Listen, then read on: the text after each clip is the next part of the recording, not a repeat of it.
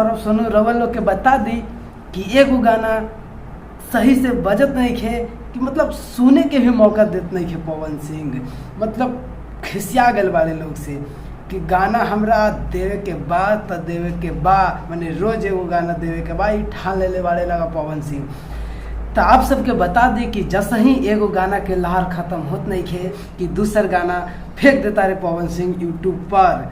तो फिर से एगो गाना सुने के मिली पावर स्टार पवन सिंह के द्वारा, जौना गाना के नाम बा लाइटर। तो आप सब खुद थोड़ा सा टीजर देखी और ओकर लुक देखी, वो टीजर के वो गाना के लुक देखी कि का बा वो लुक में, वो गाना में का बा। कुल मिला के गाना में ई बा कि गाना एगो बहुत ही पुराना एंगल म्यूजिक ऑफिशियल चैनल से आवता और ई में जौना के गईले बाड़ी पावर स्टार पवन सिंह के साथ शिल्पी राज, जौना की लगातार गावतारी।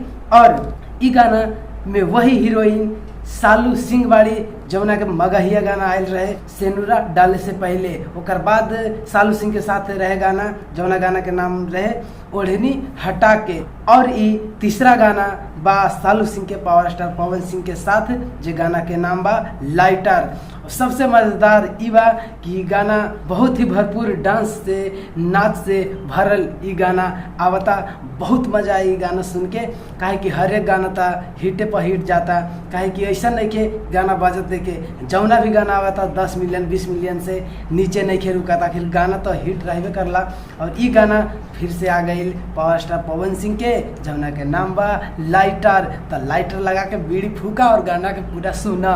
और खास बात ई बा कि जितना गाना आवता सब में राइटर भी चेंज होता रहे। पहले आशुतोष तिवारी जे लगातार गाना देते रहे, बीच में कौन और राइटर रहे जे तू हमार देखा ई गाना देले रहे। और ई गाना मनीष राज देले वाले, म्यूजिक वाले वही पुराना दमदार आर्या शर्मा। तो गाना भी बहुत ज़बरदस्त है और गाने में बहुत सारे डांसिंग है और एक अलग ही लेवल का उसमें भी लुक है।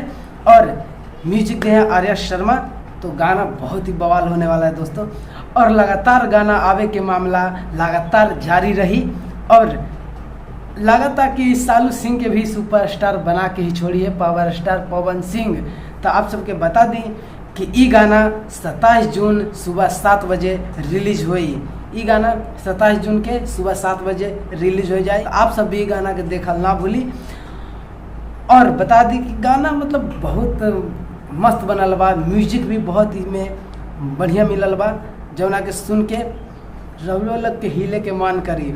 ई गाना में सबसे अलग चीज़ देखबा तो उ चीज़ देखबा डांस कि हर एक स्टेप में अलग अलग डांस बा और बहुत मस्त लगी गाना। बस इतना ही कहा कि गाना के आप सभी देखी और जैसे ही हर गाना के प्यार देता रही एहू गाना के देखी और खूब सारा रील बनाए। धन्यवाद। हम है आप सबके छोटा भाई सौरभ सोनू। ताबन आशीर्वाद और प्यार दे के चैनलवा के सब्सक्राइब करके जाए लोग।